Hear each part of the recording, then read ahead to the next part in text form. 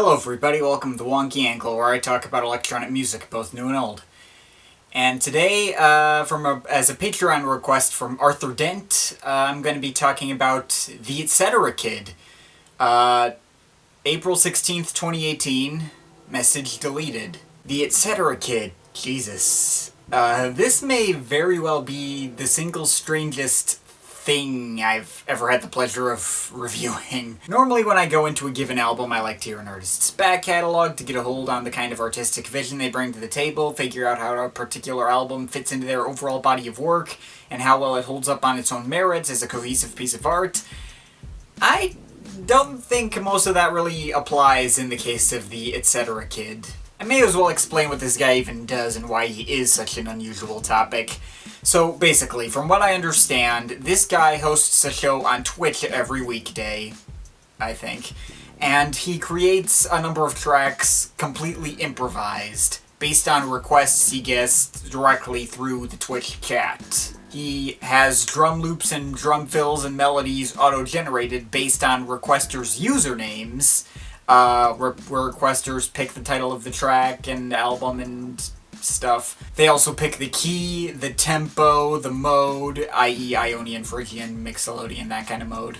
I think Adam Neely has a video that better explains those if you're curious. And they pick which particular drum kit and synth sounds are used as well.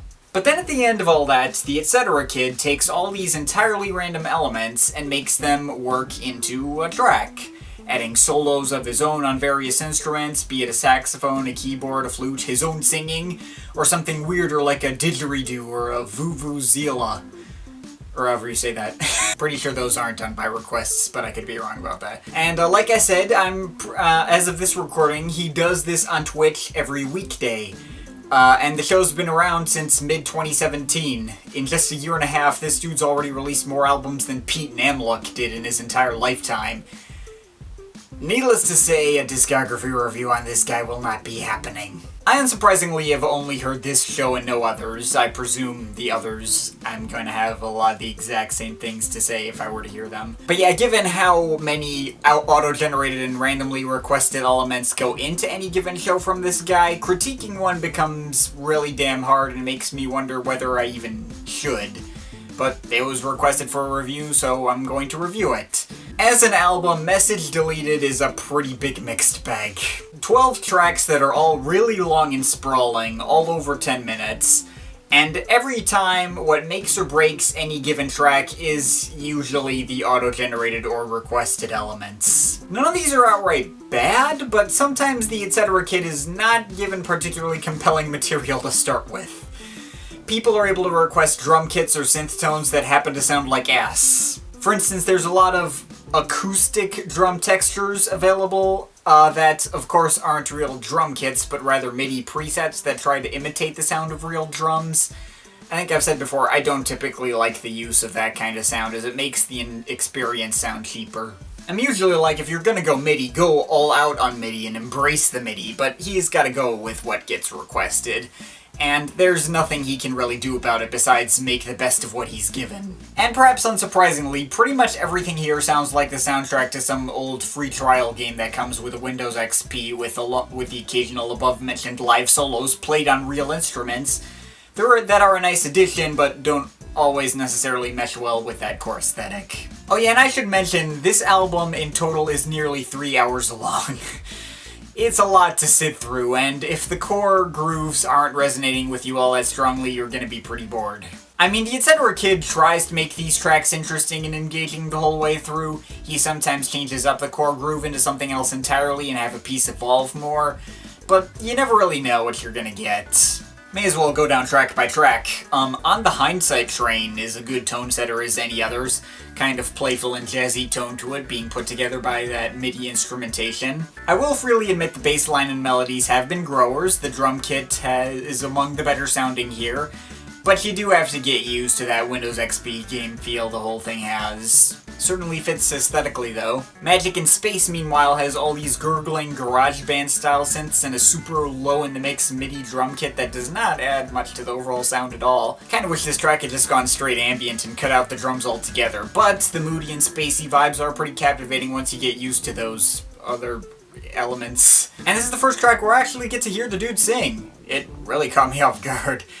And he sounds pretty good too. It kind of has like a Bono-ish tone to his voice. Actually a nice touch. But it's hard to totally sign off on this track when right after it you get one where the dice rolls turn out similar but more effective results. Faraway Starway's drummed kit sounds way better. The sparkly melodies are much more cheerful, seem to gel well better with each other. And the track has a much more interesting progression too. He stops the initial groove for a didgeridoo solo at one point, then switches into some new patterns later on that sound pretty similar. The whole thing comes off as some kind of offbeat, chill Rainbow Road theme or something. I think it worked quite well. But then we get Yellow's Blues, easily my least favorite in the bunch. That's mainly because of the way it starts, with this weird country-ish twanging guitar and these scuffling 909 drum machines which do not sound good together at all. Or even that great individually. He does attempt to salvage the track pretty quickly by trying to switch this track into some kind of like overworld theme from an RPG, bringing all these pizzicato strings and flute settings and slightly more enjoyable bass lines, and eventually he abandons that annoying guitar altogether in favor of some sounds that don't clash nearly as badly with those 909s. But the end result is unfortunately pretty dull. One Man's Insanity Realized, meanwhile, is a good example of the track being given material salvage later on. The core groove, if you even want to call it that, has all these strange and worrying elements that don't totally feel like they belong together and form this sense of awkward unease. And while it takes a really long time to get going, he is eventually able to really use that uneasiness to his advantage. There's all these loud and squeaky distorted solos that really amp up the edginess around the 10-minute mark. In a good way. And I especially love the way this track ends by going into double time and involving all these crazy and frantic rhythms that are really fun and make for one heck of a satisfying payoff. Amazing ending, I just wish it didn't take so long to get there. But then after this track that I mainly like for the ending and second half, we get undoubtedly my favorite track here, and I think the only one that I liked every element in, The Day My High Score Broke the Arcade. It's one point where he is actually given good material to start with. It has a really solid and even pretty infectious bass line, the drum kit is pretty hard-hitting, and the various solos and side tracks only add to the fun. It's actually really driving and engaging the whole way through, which is kinda rare for this album. I do kinda wish the track didn't boringly end in a fade-out, but oh well. Blue Emerald Zone, meanwhile, is another pretty strong track across the board. While it doesn't get as strong a rush out of me in the same way the previous track did, it does have this weird Herbie Hancock vibe to it. The beginning is this really strange and unconventional jazzy pattern that's like MIDI Miles Davis, but it has all these fun, funky side tracks too, and it certainly doesn't hurt that the main bassline synth happens to pretty closely resemble the wubbing sound from Hancock's classic track Chameleon from this thing. That one I was admittedly pretty ambivalent on with first listen, but it got a lot better the second time I heard it, so yeah. Then there's Minds Beyond Pluto. That's a title I question the fittingness of. But it's kind of like Faraway Starway from earlier, if it wasn't as good. Like, there are some elements I really like. The main melody, it's grating at first, but it turns out rather catchy later.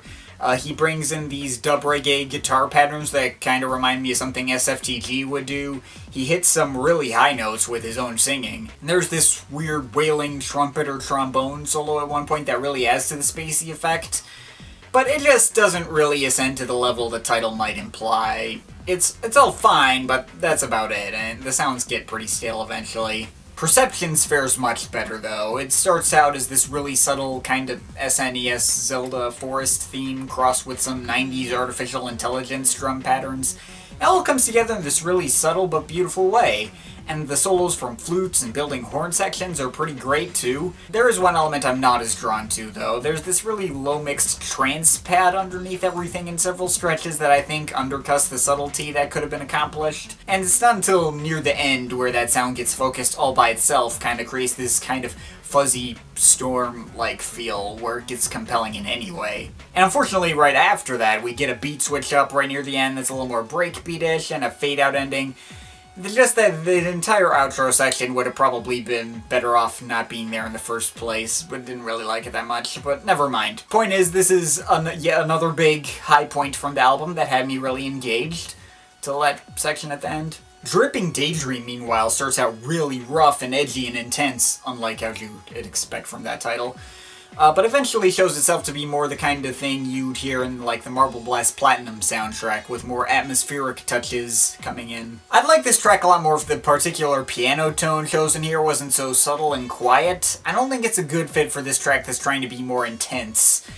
If the piano had a bit more punch to it, like the whirring synths around it, that would make for a much more impactful final product, I think. The melodies that come in throughout this one are actually pretty damn good, though, among the best in this whole collection. I feel like this had more potential, but it's not fully delivered on thanks to none of these pieces ever being edited or cleaned up afterwards. It is a live show anyways, it is what it is. Diesel Funk is another track that kinda got the short end of the stick when it came to the requested material. It starts out with this really gross squelching bass synth that makes a load of incoherent noise, then accompanied by that acoustic MIDI drumming and other sounds that I guess could help make up a kind of industrial atmosphere that's kind of fun. He was able to pull something compelling and interesting out of some really ass-sounding requests. I'll give him props for that, and you could pretty easily spin this one as using its unpleasantness to its advantage, but those squelchy bass parts make it sound like a total mess whenever they come on. And finally, we close with Head Start to Saturn, another track I really wanna like, and actually pretty fitting as a closer, but still not a huge favorite. It really does feel like this triumphant let's go on an adventure into space theme from some kid's video game.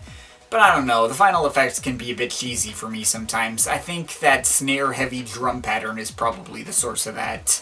It's like this cheap, fake drum rolling that sounds like it should be in the build-up of some EDM club anthem, but without ever paying off. The rest of the instrumental works well enough, but it's a hang-up nonetheless. So those are my thoughts on each track in this concert. I will admit, Message Deleted has a ton of really cool ideas all over it, and I didn't come out feeling totally bored by the experience after listening to all 3 hours of this thing multiple times, in spite of a number of boring stretches in a few parts. It's one that I'm really conflicted on, though. I have some pretty major qualms with the way this album comes together and from a track-by-track basis, but basically everything can be explained away by the way it was created. I feel like the best way to get the most out of any given Etcetera Kid project is for you to have participated in it yourself. Being able to interact with the creation of any given piece sounds like a really cool idea, and I have to give out massive props to the guy himself for even pulling off this idea in the first place. He's clearly massively talented to be able to set up this whole show and do it several times a week. And to be able to make compelling music out of requests from people who don't have a lick of musical background. It's hard to fault Message Deleted for what it is, and all my biggest gripes with it mainly come down to requests that people in that chat made that happen not to work very well, and not anything that the Etcetera Kid himself is bringing to the table. Maybe a sidetrack or two doesn't really go anywhere. There's like 2 or 3 different moments I noticed where he switched over to a synth tone that sounded too loud or too quiet, and he had to correct it to a proper level right there on the fly, and that was a little distracting. But that comes with the format, I guess. But if I didn't have to take Message Deleted purely for what it is, I would say this album is in dire need of post-production and editing. There are so many cool ideas here. If only it were cut down to just the things that actually worked, or tracks were reworked to flow better, and synth tones and drums were changed to sound better. So many things I'd like to change and refine about this project in order to make it more enjoyable as a whole.